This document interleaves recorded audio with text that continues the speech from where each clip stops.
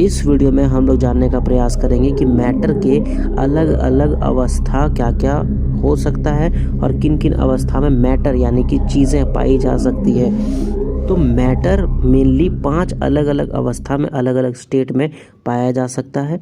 3 ऐसा स्टेट है जो कि नॉर्मली हम लोगों को देखने को मिलता है, जैसे कि सॉलिड स्टेट, दूसरा होता है लिक्विड स्टेट और तीसरा होता है गैस स्टेट, गैसियस स्टेट। और 2 ऐसा स्टेट है जो कि लैब में पाया जाता है और हम लोग नॉर्मली उसको नहीं देख पाते।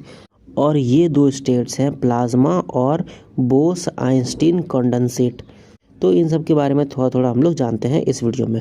तो देखिए, सॉलिड का जो मैटर होता है उनमें जो मॉलिक्यूल्स होते हैं उसका इंटरेक्शन बहुत ज़्यादा होता है और वो मॉलिक्यूल्स सटे सटे होते हैं, यानी कि कोई भी ऐसा सब्सटेंस जिसका मॉलिक्यूल्स सबसे ज़्यादा सटा हुआ होगा वो सॉलिड कहलाएगा।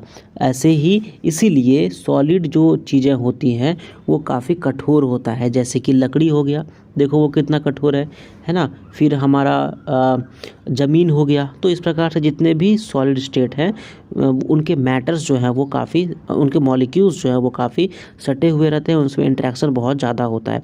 वहीं अगर लिक्विड का बात करें तो लिक्विड के जो मैटर्स हैं वो सॉलिड के मैटर के मुकाबले, इनफैक्ट सॉलिड के मॉलिक्यूल्स के मुकाबले कम मजबूत होते हैं, कम मजबूती से वो एक दूसरे को पकड़े हुए रखते हैं। इसलिए जब आप लिक्विड को देखोगे तो वो सॉलिड से थोड़ा कम टफ होगा, वो थोड़ा सा कम टफ होगा सॉलिड से। और तीसरा स्टेट आता है गैसियस स्टेट। गैसियस स्टेट के जो मॉलिक्यूल्स होते हैं वो काफ़ी दूर दूर होते हैं और उनमें सॉलिड और लिक्विड स्टेट से भी कम जो फोर्स है, इंटरैक्शन फोर्स जो है वो कम रहता है सॉलिड और लिक्विड दोनों से।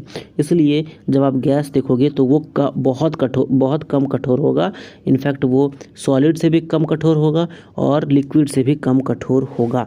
अब चौथा जो तरीका है या चौथा जो स्टेट है वो होता है प्लाज्मा।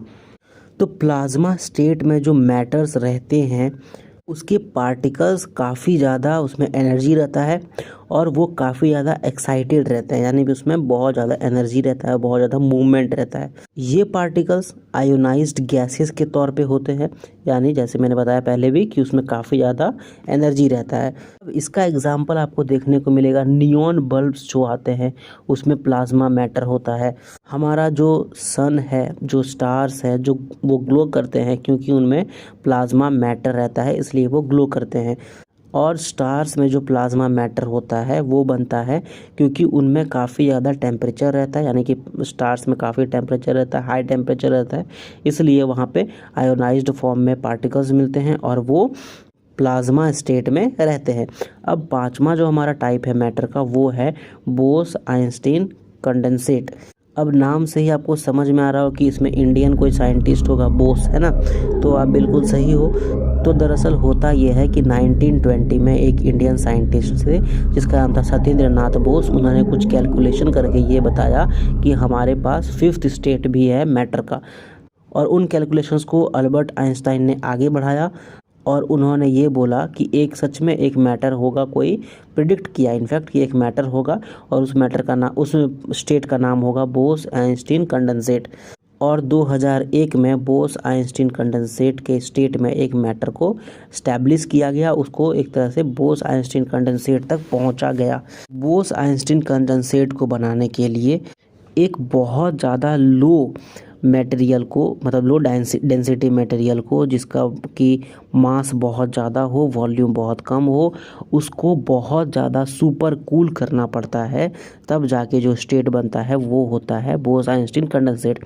अब इस बात से समझो कि उसका डेंसिटी इतना कम होना चाहिए कि हवा के डेंसिटी के 1000वां भाग तक, ठीक है, मतलब कि जितना हवा का डेंसिटी है उसका 1000th भाग में, उतना 1000 पार्ट का अगर कोई डेंसिटी का मैटर है उसको अगर सुपर कूल किया जाए तो बोस आइंस्टीन कंडेंसेट बनाया जा सकता है।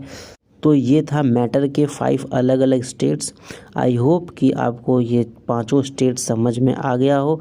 एंड अगर ये वीडियो आपको अच्छा लगा या ख़राब लगा या जैसा भी लगा तो आप कमेंट में उसको बता सकते हो। अगर ये आपको वीडियो सही लगा तो आप इसको लाइक भी कर सकते हो, दोस्तों के साथ शेयर भी कर सकते हो। और अगर ऐसे ही इन्फॉर्मेशंस के लिए या फिर और अच्छे इन्फॉर्मेशंस के लिए आपको कहीं जाना है तो आप हमारे चैनल पे आ सकते हो एंड उसको सब्सक्राइब कर सकते हो। Thank you very much.